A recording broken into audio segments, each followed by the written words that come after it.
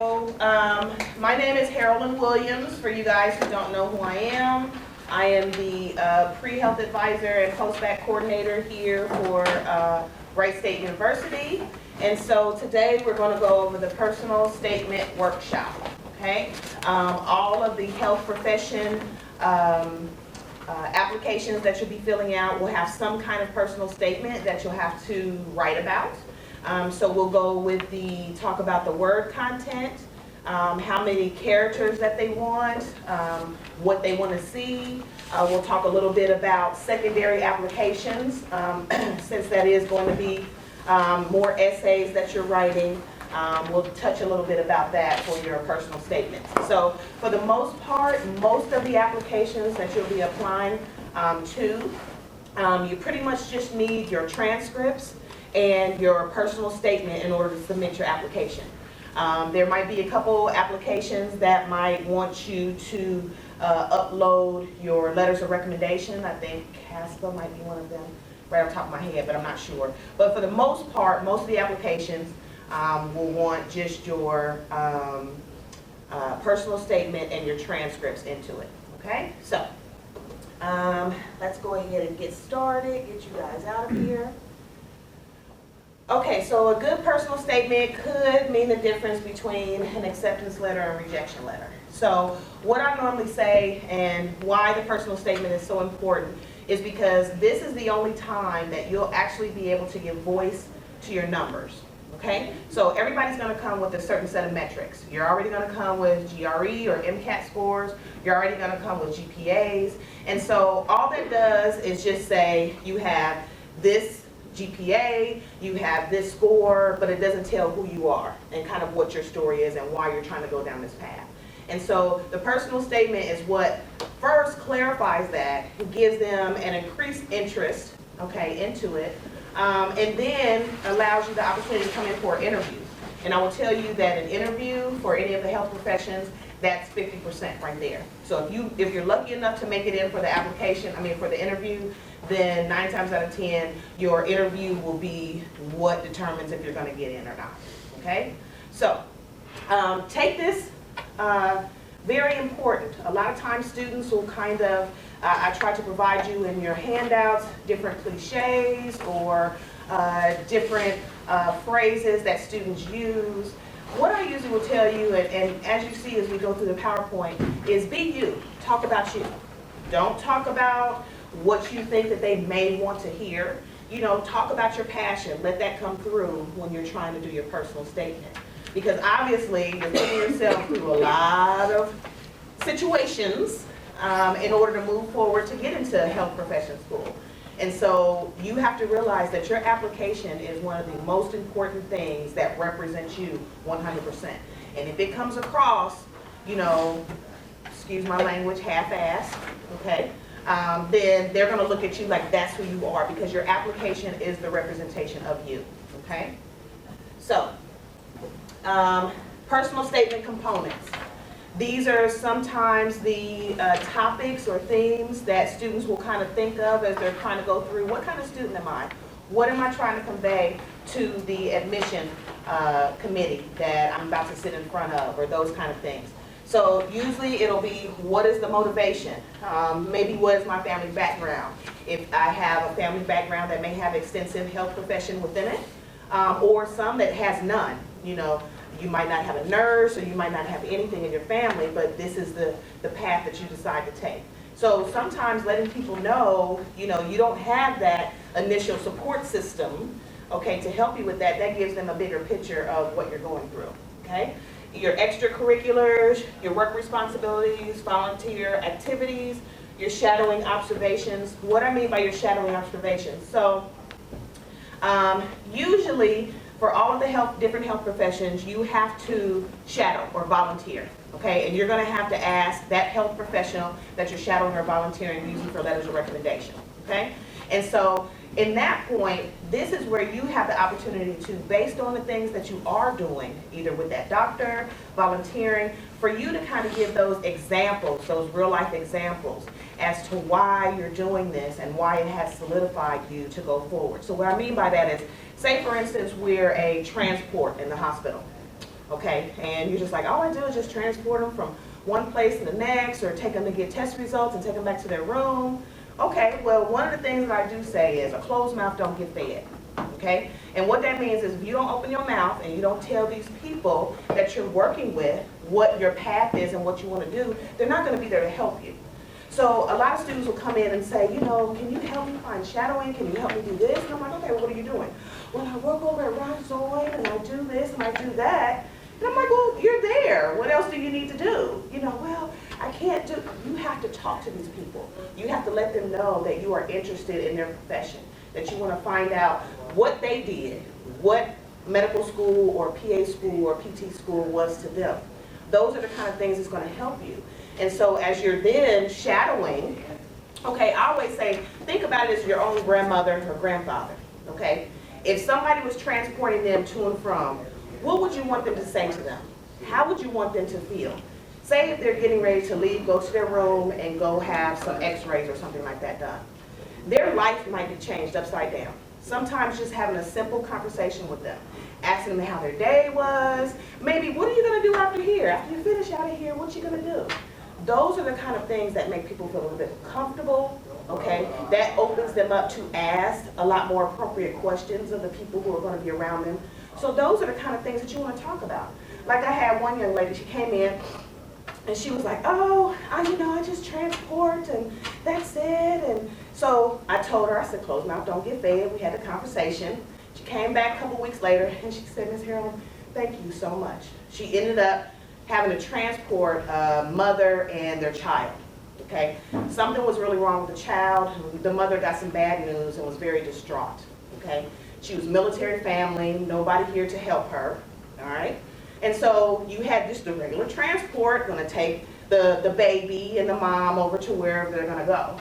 Having that conversation with her helped that mother, okay? Having that conversation with the patient and the daughter helped the transporter, because it was like, oh my God, I was able to make that person feel comfortable. They thanked me for trying to keep their mind off of what was going on. There was no family here to talk to me. Those are significant opportunities for you to say, oh, this is it. I want to do this. I talked and I had this conversation with these individuals. So those are the kind of things when I talk about shadowing opportunities or observations that you want to express, that kind of say, I want to be a doctor because of this reason, okay? However, doing these activities have kind of just boosted my interest in this. And I want to make sure that, yes, this is exactly what I want to do. And so those are the kind of things you want to talk about in your personal statement, giving life to your numbers, okay?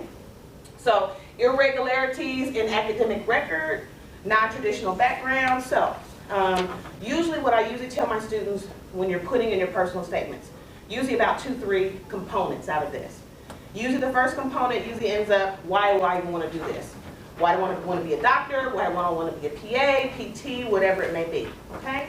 Then the second part is, if I did have any, I call them academic crash and burn moments. We've all had them for whatever reason, okay? And so we have to be mature enough to discuss what that issue may have been in my academic record, okay? And then we have to say, but from this point forward, if you look at my academic record, I've increased my GPA each semester after that. And so that what shows then maturity in that. And so they like to see that because they're going to ask you. They're sitting there looking at your information. They're going, what happened? Where did all these W's come from? Where did these C's and D's end up coming from? They're going to want to know that. And they're going to want you to be mature enough to have a conversation about it. So starting at least in your personal statement and being able to articulate it will help you. And then the third part of that is just what we talked about, those shadowing observations. So based on me going out and seeing what these professionals do on a regular basis, what has these activities and experiences done to solidify my resolve that I'm doing the right path, I'm going down the right path, okay? So the good, bad, and the ugly. All right, good idea for your personal statement. I don't mind reading personal statements. I usually read it more for content, but use the writing center. If you have some English buddies or writing buddies, use them. Have several different eyes on your paper to kind of help you with that, but it needs to be 100% error-free. This is a representation of you, okay? The thesaurus and dictionary, of course, is your friend. Don't be too wordy, so don't make the thesaurus or the dictionary your main friend, okay? Just be very concise and straight to the point of what you're trying to get across to them, all right? Like I said, utilizing the Writing Center, tell your story. If you're passionate about wanting to go to any of the health professions, you'll have a story. You know, you don't have to be the one that, you know, I survived cancer when I was a child, and, you know, this is why I want to extend that, you know, to my patients. You don't have to be that person, but you have to at least demonstrate some type of passion for what it is that you are doing and you do want to do, okay? Most of them will go about a half to a whole page, and disclose. So this is one of the bigger things that I talk to students about. You know, we all human. People make mistakes. You know, sometimes we think that we can handle a lot of the situations that we put ourselves in. We're with our friends, we have a good time, had a couple too many drinks, whatever the case may be, which if my undergrad should not be, okay? But whatever the case may be, disorderly conduct, whatever it is, disclose it, okay? Before you step into that medical school, that PA school, that PT school, you will have a background check that will be placed on you, okay? And so they will find out very quickly, all right, what you've done or what you haven't done. Even if you've been told, oh, it's going to be expunged, you know, in a couple weeks or a couple months, I don't have to worry about it, it's going to be off my record. Okay, true. It could be. But it could be that one piece of obscure something that is kind of sitting out here that they hit and they get it. And then it's, okay, they didn't tell us that they were drunk. They didn't tell us that they couldn't handle their alcohol. They didn't tell us they were being disorderly. And we want to bring that kind of individual into our professional school? I don't think so. And so you need to disclose that and tell them. And it needs to be to the point of, this is what I did and this is what I've learned from it. And this is how I'm going to move forward. Okay? So if you have that in your background, if you have that crash and burn academic moment, if you have that, you know, I'm going to talk to the police today moment, okay, then you need to at least make sure that you disclose that in here so they understand what you're doing and where you're coming from, because it will come up, and don't think it won't, okay? Bad ideas, rambling, losing focus. You know, a lot of times we're just talking real good and it's sounding good, and we go off on a whole nother tangent and we lose the point. Be very concise, bring it back. That goes back to not being too wordy, okay? Speak with privilege. You know, a lot of times we might have, and there's nothing wrong with that, we might be a doctor's kid or a physician kid, or we might have parents that are extremely wealthy, okay? And sometimes you don't realize how elitist we may sound or we may talk. And if you then portray that into your personal statement, okay, then it's a turnoff. It's like, okay, that's all well and good, you got a lot of money, or a lot of prestige or that kind of thing, but to talk about it, especially when you're going into the health professions is service.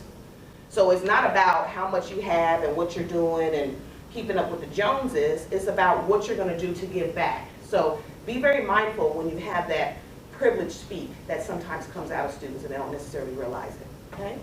Not an autobiography. So we're not, from day one, I knew I wanted to be a doctor and, you know, all the activities you've done thus far, that they don't want to hear that.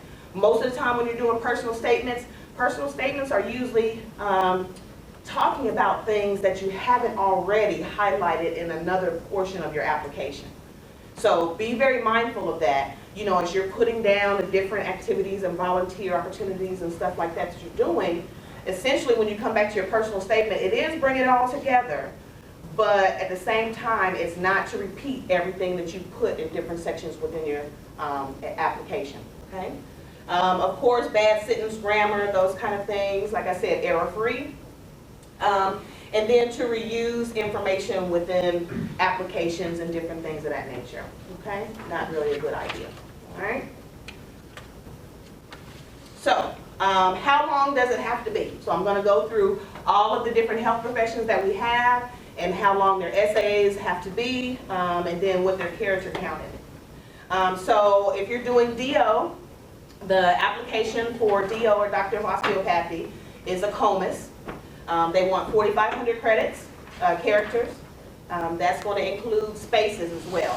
So a lot of times students will like to go and kind of type it out in Word or something like that and then copy and paste it over into their application. Word is not really a good place to copy and paste it over just because it's already going to have default spaces and different things of that nature. So what happens is when you then copy and paste it and put it into the application, say it might be 4,000 characters within Word. You then flip it over into your application, it might then say 5,000. So a lot of times if you have like a Mac or something like that, I think it's text box. I think if you have Windows, it might be like WordPad or something like that, that you can type it in, and then it's an easier copy and paste over into it, okay? Then MD, the application will be AMCAS. They want 5,300 characters. They don't want you to exceed 1 page. And then this is pretty much the prompt that they're going to ask you for those 2 different applications. So when people are applying, especially if they're doing medicine, we normally will ask you to apply to both DO and MD. That just increases your chances on getting in. And then also one of the things I do tell students, we know that you'll have your preference, okay? Yeah, I want to be MD, I want to be this and that, and that's fine. But in the bigger scheme of things, nobody cares about the last 2 letters of your name, okay? They don't care if it says MD-DO. They care about the first 2. It says doctor, DR, okay? And so you kind of get in where you fit in, all right? If you don't get into Yale, all right, you'll be okay. Boonshaw will supply you with the same skills and content that Yale will. And so I usually just say be very mindful of the schools that you're picking. Just like you picked Wright State, you have to be mindful of the medical schools that you're picking. When you graduate, when all of you graduate from your health professions, you will be that professional. So it's not some school that's going to give you everything that you need. Okay? So then, okay, podiatry. I know we don't have no podiatry interests in here, but you can make a whole lot of money from the knee down. Okay, so this is what they would want for podiatry. ADSAS is dentistry. So they want 4,500 characters for the dentistry app. CASPA are physician assistants. They want 5,000 characters. Express your motivation or desire to become a physician assistant. Chiropractic, they want about 3,000 characters for the application. Occupational therapy, 7,500 characters. I want you to talk a whole bunch, okay? Address why you selected OT as a career and how occupational therapy degree relates to your immediate and long-term goals, all right? Then we have OptumCAS for students who are interested in optometry. That's 4,500 characters.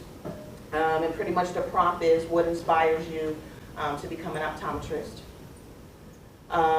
Next one is PharmCast. So if we have any drug dealers or pushers, I'm kidding. Pharmacy interested students, it's 4,500 characters that they want, and address why you selected pharmacy and how it's going to help you with your long-term goals. PT-CAS, so for our physical therapy students, the prompt changed last year. So this is going to be the 2nd year for this prompt. What is professionalism in the context of being a student in a Doctor of Physical Therapist degree program? So VET, VMCAST, that's the newest. So for the 2016-2017 cycle, VMCAST wants you to have 1,000 characters for each of the 3 questions that they ask. So they'll ask you those 3. They'll want you to complete all 3 within that frame that they've given. So that changed this year from last year. Now, as we know, Texas is its own country. Okay, so Texas has its own application service for most of their health professions. Okay, so TMD SAS is the application that you will use to do MD, dental, and vet in Texas. All right, so for any of the other states, all of your applications or information will run through your AMCAS or your ACOMAS. But Texas, with its own country, has its own application that they use just for their schools that are there. Okay, so these are the prompts for that. All right. Another portion, they do have 2 more essays where it's a personal characteristics essay as well as an optional essay. Anytime we see optional, just say, or just think that that says mandatory, okay? Because they want you to write. They want to see how you write. They want to see how you respond, what you feel. So if any of your applications, the main application or your secondary applications that you will receive, you need to make sure that any optional spaces are not open, okay? So, needing a little bit of inspiration. So a lot of times students don't have any idea on where to start, you know, what is going to be their story, how am I going to grab these people when I'm talking about it. So these are different things that we try to get you to brainstorm with. There are questions that you do have in your packet that I gave you that could kind of help start fostering some brainstorming that you could do, but this will help you find your niche, or at least start where you want to go, okay? And like I say, it's probably best right now to start writing your personal statements. Usually students have a very hard time of talking and writing about themselves, and so that is normally the main reason on why students turn in their application late. It seems like they're like, oh, okay, I can do the transcripts, I can do all of this and that, and get everything in, and they're sitting there with an open application and the personal statement has not been submitted. And this is what I will tell you about this whole application cycle, okay? It will come down to you applying early. So students who have fabulous GPAs, 4.0s, they need to apply early. Students who have okay GPAs, 3.0s, or what have you, they still need to apply early, okay? So I'll use medicine as an example. All right, so for students who are applying in this last application cycle to get into med school, okay? The students who apply when the application opens, so med school application opens May 3rd, this year coming up, okay? And students who applied within May and June, usually they started getting interview inquiries probably about September, October, okay? Those students then started finding out that they were going to go to medical school in November, all right? So those students are finding out from November to about now. Now, my other students who did everything they were supposed to do but did not submit their application in a timely fashion, all right, those students who maybe didn't submit their application until late July, August, September-ish type of thing, they are now starting to hear of even getting an interview right now. So for medical school, April 30th is the cutoff date. So what that means is by April 30th, students who have multiple acceptances need to let those schools know where they're going to go. And then that's when all the wait list of students will start moving up after April 30th. So that's a very short window from April 30th to when the new application cycle starts, which will be May 3rd, okay? So that's that window. So a lot of students are like, Ms. Harolynn, I haven't heard anything, you know, I don't know what's going on. Okay, well, then the first thing I'll ask you, when did you apply? Well, I started my application in May. When did you submit your application? Because that's what matters. Because what students really don't realize on top of that is, once you submit your application sits for 4 to 6 weeks for verification, okay? So, if I'm applying in May, I let it sit after it's been submitted for 4 to 6 weeks. That takes me to past June, okay, into like the beginning of July. Usually July 15th, roughly, is the date that the application service will start sending out the applications to the different schools that you've indicated that you wanted to go to, okay? So just knowing that process, okay, if you're applying late, you're wasting your money. Because their example is Boonshoft had 5,111 applications for 116 spots. So if I've got 5,000 people knocking on my door saying they want to get in, a couple people is not going to even get a hello, a door open, you know, because of when you decided to submit your application. So please, most of the time, especially for medical school, the only thing that you need to submit your application, you need to be sitting there at May 3rd, wanting to submit your application, all you need is your transcripts and your personal statement. I've had students sit and wait for letters of recommendation. I've had them sit and wait for finally getting their personal statement completed, and they were good candidates, but they might not have made it into the cycle just because of timing. So medical school, if you want to come ask me, how do you get in and what's the way to be more competitive, is of course do all the things that they want, but apply early. Just like we sit here and we're waiting for, when am I supposed to open up for my registration date, and I need to hurry up and get into this class. That's the same kind of urgency that you need to have when you're filling out this application, okay? So, a little crowd participation because I talk all the time. So, Glenn, would you mind reading this for me? Now, what these are, I put about 4 or 5 of these up. These are personal statements that students have written that they did get into medical school or into their health profession. And so I usually don't like to do a lot of them just because what happens is you hear certain phrases and then they kind of sit with you and then it might sound like, oh, that sounds good into minds, you know, and then we start with plagiarizing and different things of that nature that can get kind of nasty. So usually I just kind of give you a small indication of what it may look like so you're not hearing the same things over and over again, okay? So if you wouldn't mind reading it for me. No problem. Motivation for becoming a physician. Although there were 3 doctors participating in the clinic, my family patronized, we prefer to avoid 2 of them because of their unfeeling mechanical manner. Their exams were quick, without much warmth or reassurance. The physicians I sought out each visit talked with me during my diagnosis and treatment. He took a sincere interest in me as a patient and as a person, taking time to find out my interests and aspirations. He also let me see x-rays or listen through a stethoscope. As simple as it sounds, he even hugged me after each visit.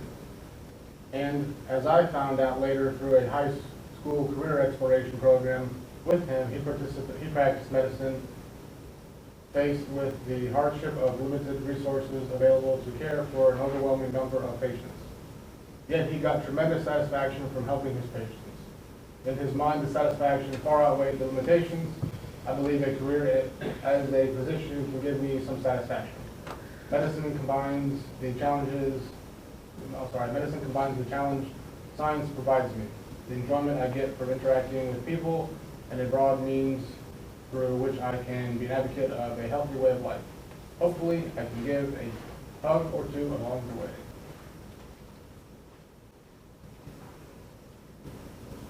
Not it. Miss Kayla? I remember vividly my life as a child in Mississippi. I can recall our tin-roofed 4-room shack, which had one loosely fitting window with a door which never quite hung correctly on its hinges, but which was home to the 6 of us. When it rained in the night, I would often be frightened by the noise that the rain made against the roof. There was no indoor plumbing, and every day my youngest aunt and I were sent by my grandmother to fetch the rusty water from the well in the front yard. Afterwards, my 2 aunts, my uncle, my grandparents, and I prepared to meet the truck which carried us and the other sharecroppers to the cotton fields. My mother and father were divorced soon after my birth, and my mother had ventured to the north in order to prepare a better life for herself and her only child. When we were not in the fields, it was my partial responsibility to help my grandfather who was blind. I greatly respected him for here was a man who, although he was blind, was able to help build this home for his family, work in the fields, and successfully raise a family of 9 children. Every time he spoke, I made it a habit to pay attention, for even though I was young and may not have understood everything he said, I was certain that he would pronounce a pearl of knowledge that I would someday find very useful and important. One hot summer's day, while bringing him a glass of water, he made a statement which I have never forgotten. He said, "Boy, no matter what happens to you, always remember that a man can do whatever he want to do if he's got it in his heart and the good Lord on his side. She changed it up, didn't she? Miss Carolyn? Okay. In lieu of attending college upon graduation from high school, I enlisted in the United States Army to acquire financial support for meeting the cost of attending school. My military service was beneficial in numerous ways. First, it helped strengthen my desire for advanced education because I realized that I would not relish being an enlisted soldier all my life. Second, the discipline instilled in me as a result of the military training has made me better able to accomplish tasks and to comply with procedures. Third, I developed the confidence necessary to confront predicaments that may arise. Fourth, and most important, it taught me the importance of teamwork. Through teamwork, I learned to trust and have confidence in others. I learned to do my part always to the best of my ability, since others rely on and have trust in me. The importance of teamwork. Sorry, I can't really come on this side. Teamwork is the role it plays in augmenting the chance of survival of a group. I left the Army with many accomplishments, including receiving the Soldier of the Year honor.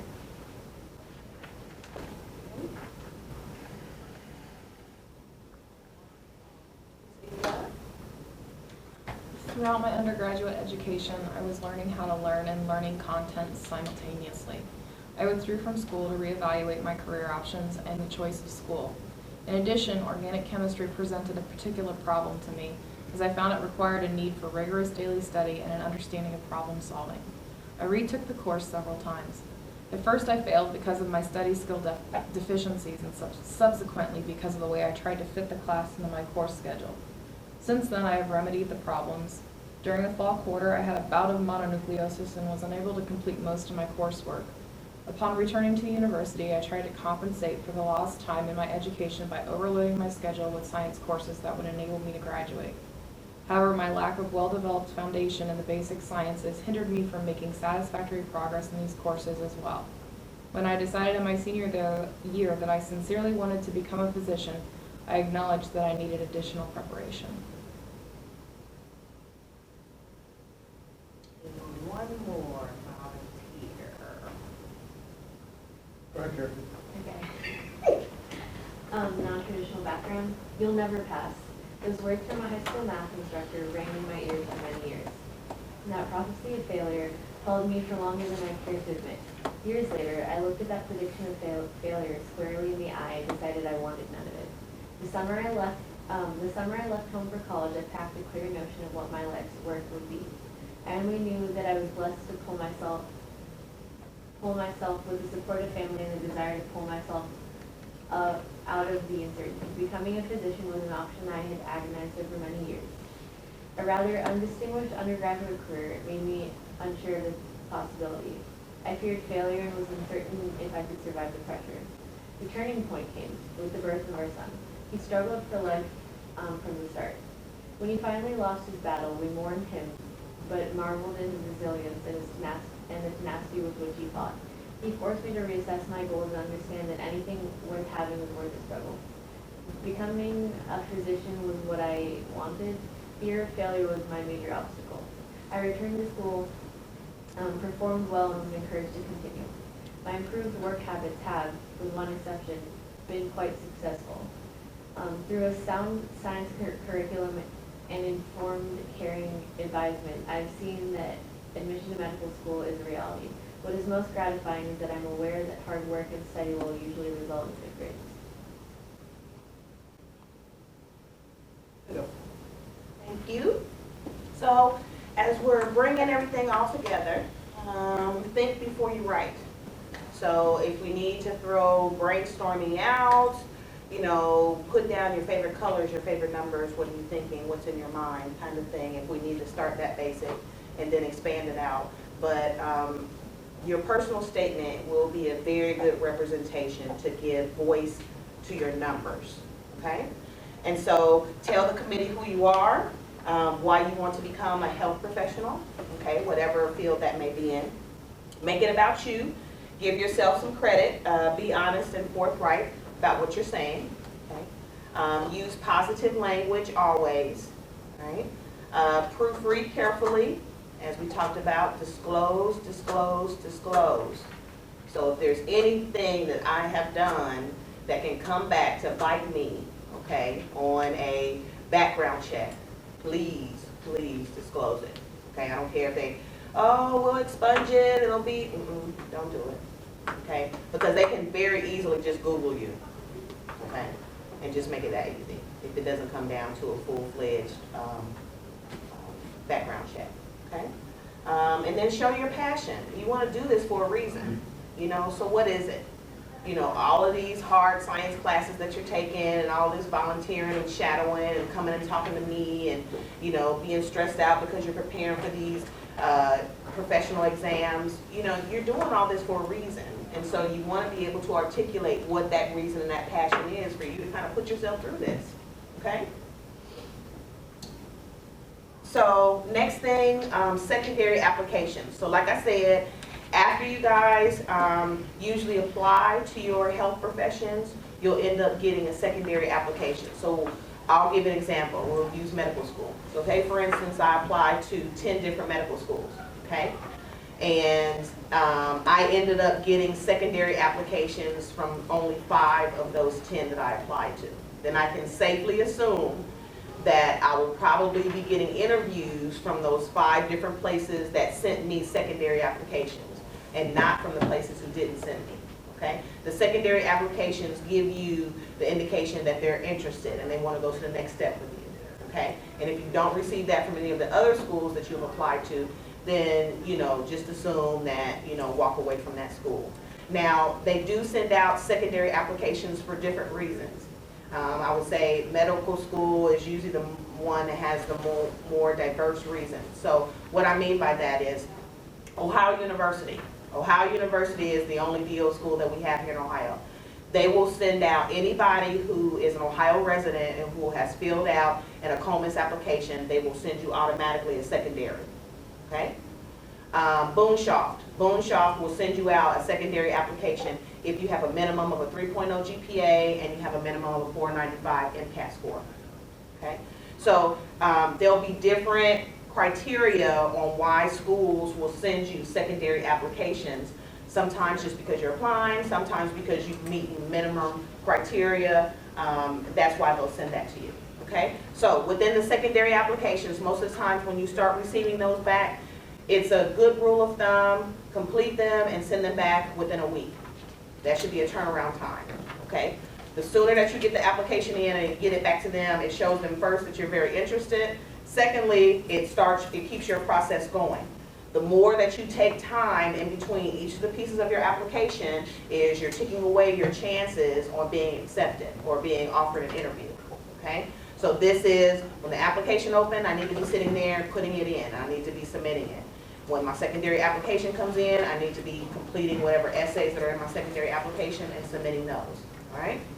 So usually for the secondary applications, they're a little bit more pointed. So I usually will tell students, investigate the schools, you know, look down into what their curriculum is. So say, for instance, a lot of times schools will push, we have a project-based learning pedagogy or, you know, team-based learning or those kind of things. Well, think about that. You know, and you want to talk about that. You say how team-based learning would help you, you know, that you're that type of learner or project-based learning.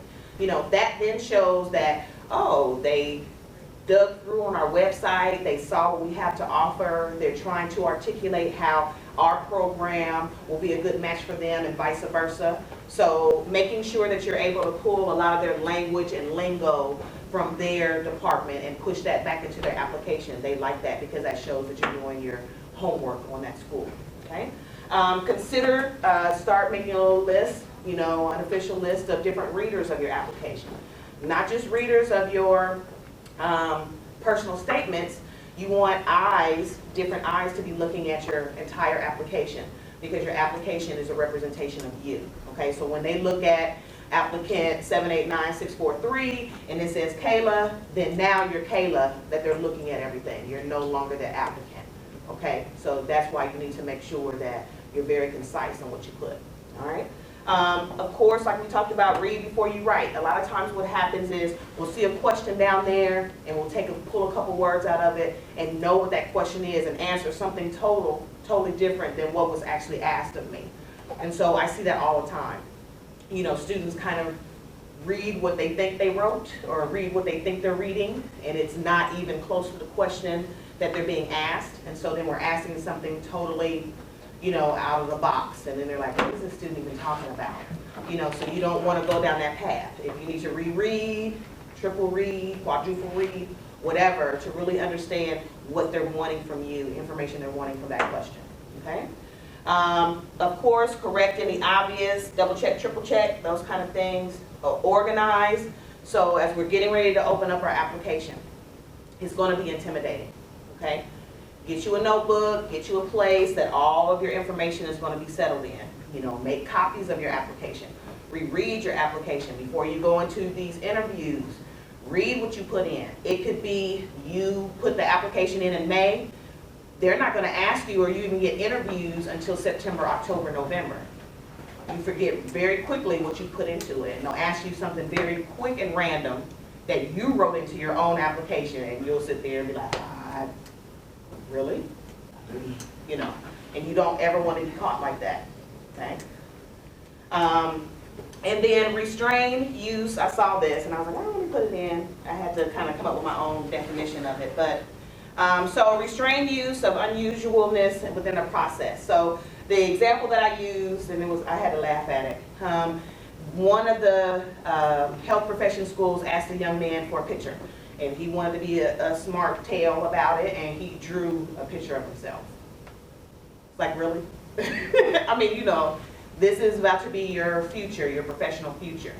You know, don't be coy, don't be smarty pants, what they ask for is what you give them. You have to realize any of these health profession schools that you get into, it's seen as a exclusive club. And they're going to find any way possible on why not to bring you into this club, okay? And any little thing that you do that seems immature, out the way, that is not what I asked you for in this, will get your application pushed aside every single time, okay? And so another thing I like to push when I'm talking with this is you need to make sure you're submitting your applications early, because the people who are reviewing your applications, they're fresh.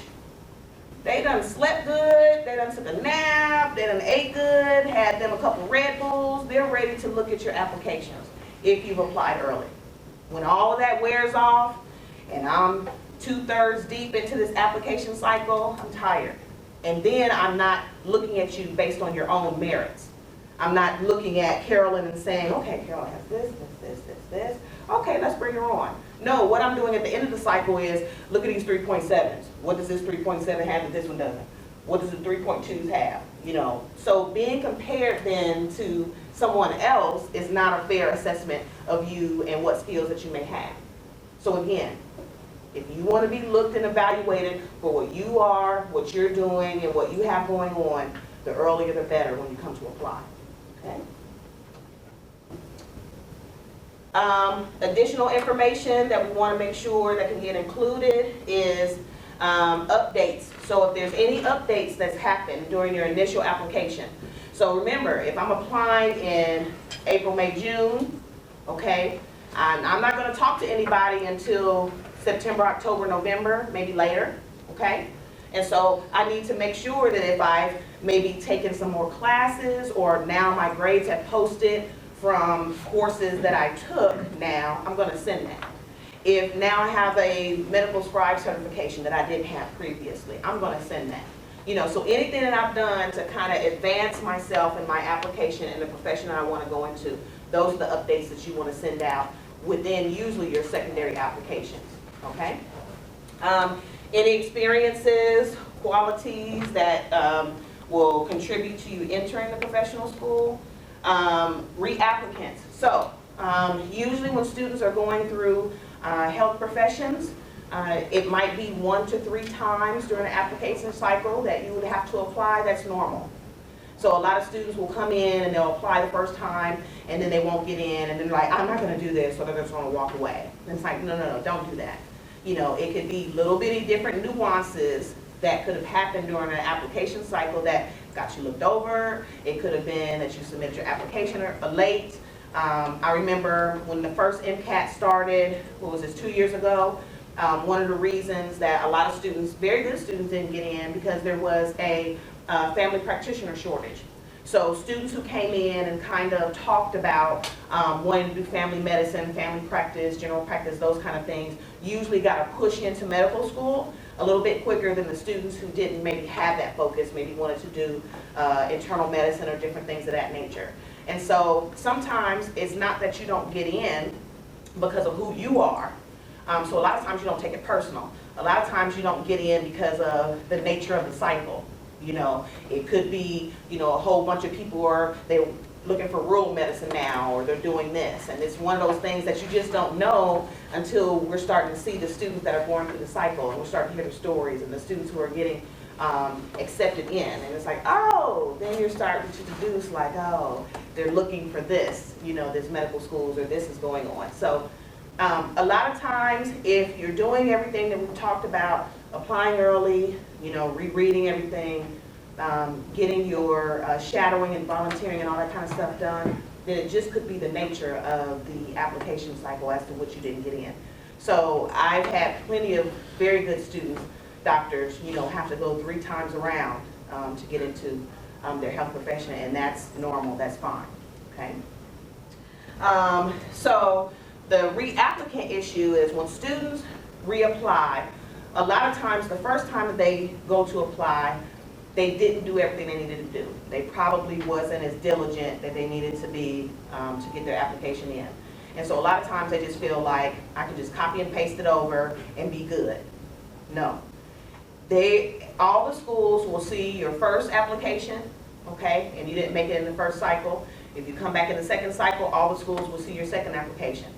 They can easily print both of them up, and if they don't see a difference between what you've done, maybe taken some higher level science courses, maybe shadowed a little bit more, maybe got a certification, maybe decided I want to get a master's degree or something of that nature, okay?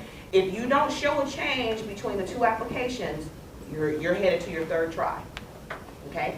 That's what they really pay attention to for students who applied in the first cycle.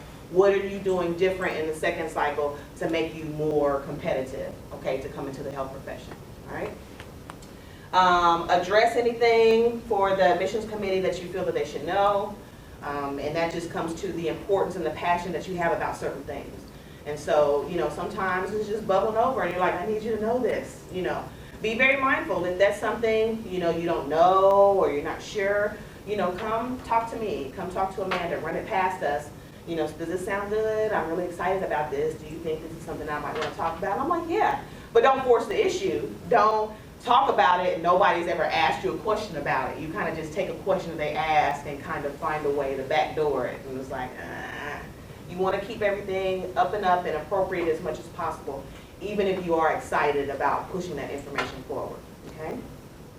And then, like I said, if there's any additional spaces or what am I trying to say? Optional opportunities to write, use it, okay? That's just another opportunity to see, are they going to find the quick route and not answer this? You know, try to find something else good, something positive that you maybe didn't list and somewhere else in your application. But never leave spots in your application blank if you don't have to, okay? And then now we've come to the end. Are there any questions about anything that I have covered or haven't covered? Or yes? Okay, so I'm unfamiliar with AMCAS, and I thought it opens up in May, but you can only submit it like June 1st or like a month later. So, for the students who are interested in going into medicine, the 2 applications for MD and DO, MD application is AMCAS, DO application is APOMAS. So, they both open up at the same time, okay? So, the DO application and the MD application will both open up May 3rd. However, the DO application, once it opens in May, you put all your information in, you can submit that immediately. And so where students usually drop the ball is for whatever reason, they just want to do that MD application first. And then they don't submit their COMAS application until after they finally get the opportunity to submit their AMCAS application, which you should not do.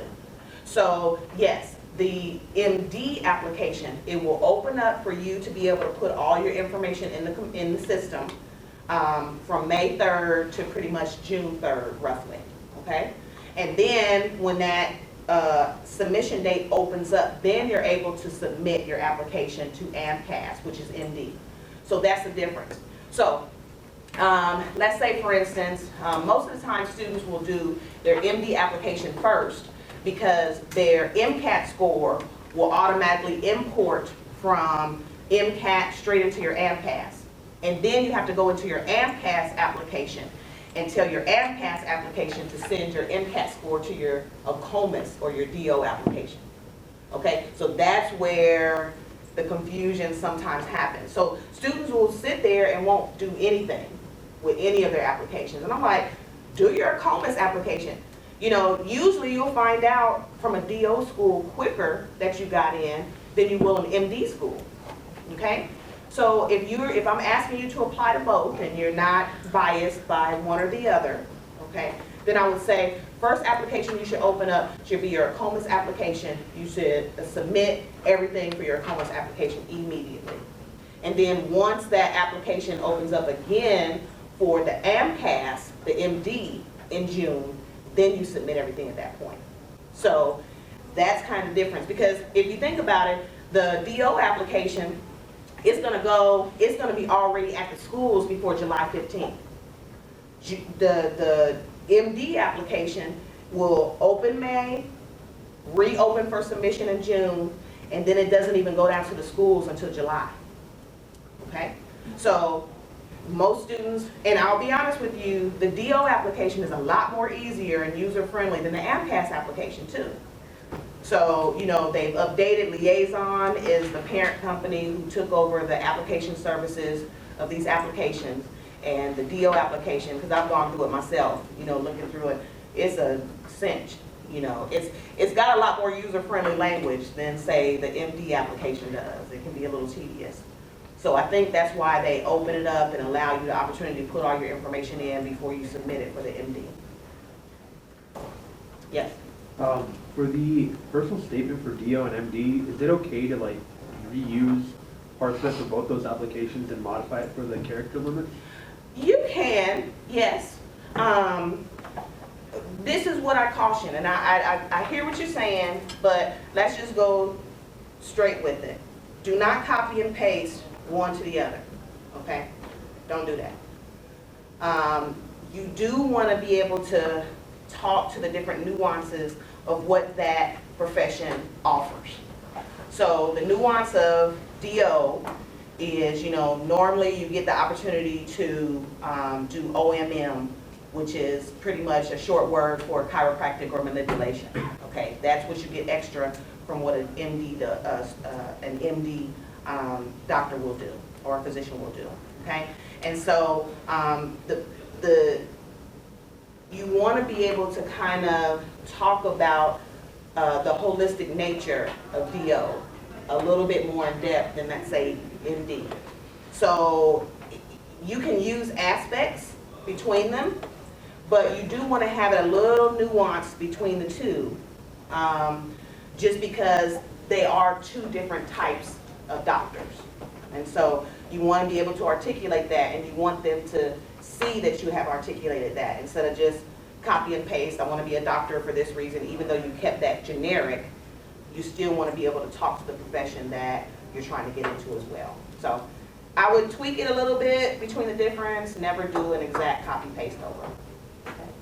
Yeah. I like what he was saying, but from MD Ohio, MD out of state. Copy and paste or not so much?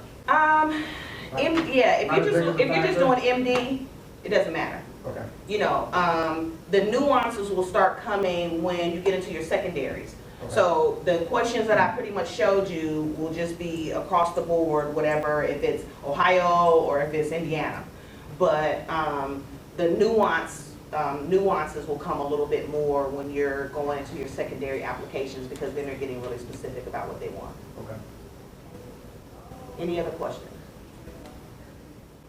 So know that we don't mind reading your personal statements. So once you get your personal statements completed, send me an email, let me know. I usually ask for a couple days to a week, just because a lot of the stuff that will end up coming in. I usually will talk to you about content, maybe what we can add or change, or I'll just be like, it sounds good. And then, like I said, take it to your English buddies or to the writing center and make sure that it's error-free and it's on point. It's very crisp, okay, when you do that. All right, so the next workshop we're going to end up having is going to be in 2 weeks, same room, 3:30 to 5. It will be the actual application workshop. So we'll talk specifically about all the different applications for all the different health professions, what they'll need in order to submit your application. So usually I'll give you just bare bones. This is what you need to submit it, okay? And then we'll come back and worry about trying to herd the cats together to get your letters of recommendation and those kind of things. But I usually will try to push, this is what the importance is. Do not concern yourself with deadlines. And what I mean by that, a lot of students will come in my office and they'll say, oh yeah, I'm gonna apply, later on this summer for OT school or whatever. And I'm like, okay, cool. When is your application open? Oh, it's in July, but I think I'm gonna do this, August, September, because I still need to get my hours in. Or when you are opening up this application, you need to make sure that this stuff is done. I have too many students that come to me that, well, I've only got about 30 hours, but over the summer I'm going to get about 50 to 100, but I'm still going to apply. How competitive will you look? You follow what I'm saying? So a lot of students, it ends up being about time and money. I'm getting old, I need to hurry up and get out, and that kind of thing. It's like, that's fine, but you're going to keep spending too much money applying to this application cycle because you were trying to rush through it and hurry up and get there, and you weren't as competitive as you needed to be. So that's why I usually tell students, make sure that you have 90 to 95% of all of your prereqs that health profession wants. You need to make sure at the time of application that your shadowing and volunteering hours are done. This isn't, I've got 50 hours now and I'm opening up my application, and by the time the next 2 months I'm going to have another 100.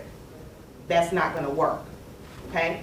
So when you are going through the application cycle, make sure that everything is done. That all health professions will allow you to have maybe 1 to 2 what we call future classes. That means that when I apply, I have all of my prerequisites done except for 1 or 2 classes, okay? Because I'm a lot more competitive with just having 1 or 2 classes left. If I crash and burn on those 2 classes, it's not going to hit my GPA as much as if I had 3, 4, 5 classes left and I bombed those. And then I'm not looking at a true GPA, okay? So I understand when students, I don't want to take a gap year, or, I don't want to graduate and then have this time. True, but do you want to spend $350 to $1,000 in throwing yourself into an application cycle and all the secondary applications and the stress and stuff like that, and you're not 100% competitive? That's a waste of time too. So a lot of times, especially my younger students, they don't like to hear things in terms of years. Oh, that's old. Okay, so let's talk in terms of semesters. Ideally, 2 semesters, a fall semester and a spring semester, is 1 year. Okay? You have a 3rd semester, the summer semester that you can throw in, but if you've only got, half of the stuff done that you need in order to be, or to look competitive in that application cycle, then wait 2 or 3 more semesters and do it again. That's all it is. 1 year is 2 semesters. And so would you rather spend $1,000 just trying to rush into it because somebody said I needed to do this my junior year, or what have you, so I don't have this gap year? I will tell you, no health profession school will look at you and say, ooh, they took a gap year. Ooh, they even took 2 gap years. Why would I want them? That's not. The average age of most health professionals are about 26 now. So they want you to live. They want you to be mature. They want you to have disappointment. They want to know that you know how to deal with failure. Okay? Because you're going to do that. And if you don't learn that stuff now, and if you don't come prepared, then when you do finally get in, because usually what students, they're so concerned about getting in to that school, but they never think about that next day after I'm in, what is this journey about to be like? And if you're not prepared to take that journey 100%, wait 2-3 semesters and start the process again, okay? Instead of years. All right, so any other questions that you may have?